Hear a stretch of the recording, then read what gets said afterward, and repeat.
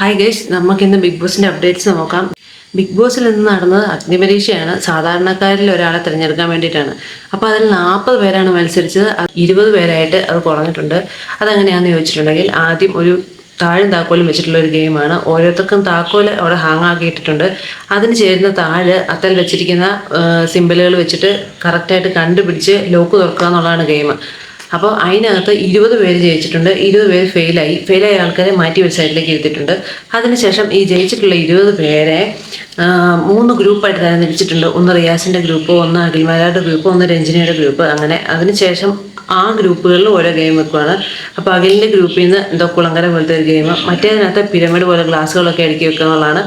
അങ്ങനെ 3 ഗ്രൂപ്പിലും ഓരോരുത്തർ മാത്രമാണ് ജയിച്ചേക്കുന്നത്. അപ്പോൾ ജയിച്ച ഓരോരുത്തർക്കും ഓരോ പെൻഡൽ വെച്ച് കൊടുത്തിട്ടുണ്ട്. അതായത് ഒരു കീച്ചെയിൻ പോലത്തെ സാധനം, അതിൻ്റെ അറ്റത്ത് ബിഗ് ബോസിൻ്റെ 8 എന്നുള്ള ഒരു സിമ്പിളൊക്കെ വരുന്ന ഒരു ലോക്കറ്റ് പോലത്തെ ഒരു സാധനമൊക്കെ വെച്ച് ഒരു സംഭവം അവരെ കഴുത്തിലിടിപ്പിച്ച് ജയിച്ചവരെ അവിടെ ഫ്രണ്ടിൽ തന്നെ ഇരുത്തിയിട്ടുണ്ട്. അപ്പോൾ ഫെയിലായിട്ടുള്ള എല്ലാവരെയും അവിടെ മാറ്റി ഇരുത്തിയിട്ടുണ്ട്. അപ്പോൾ ഫെയിലായിട്ടുള്ളവർക്ക് ഇനി എലിമിനേറ്റ് ചെയ്ത് വിടുവാണോ അതോ അവരെ വേറെ എന്തെങ്കിലും ഗെയിം കൊടുത്ത് അവരെ വീണ്ടും സെലക്ട് ആക്കാനുള്ള എന്തെങ്കിലും പരിപാടികൾ നടത്തുന്നുണ്ടോ എന്നൊക്കെ നാളെ നമുക്കറിയത്തുള്ളൂ.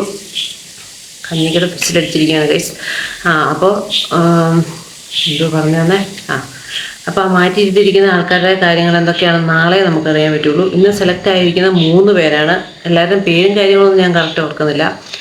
അപ്പോൾ സാധാരണക്കാരെ സെലക്ട് ചെയ്യുന്നതും ഇത്രയ്ക്ക് ടഫാണ്. എന്തെങ്കിലും കഴിവുള്ളവരൊക്കെയാണ് ഇതിനെ സെലക്ട് ആക്കുള്ളൂ എന്നാണ് എനിക്കിതിൽ നിന്ന് മനസ്സിലാക്കാൻ കഴിഞ്ഞത്.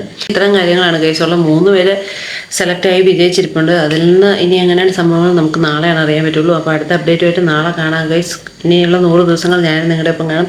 അപ്പോൾ ശരി ഗൈസ്, ബൈ.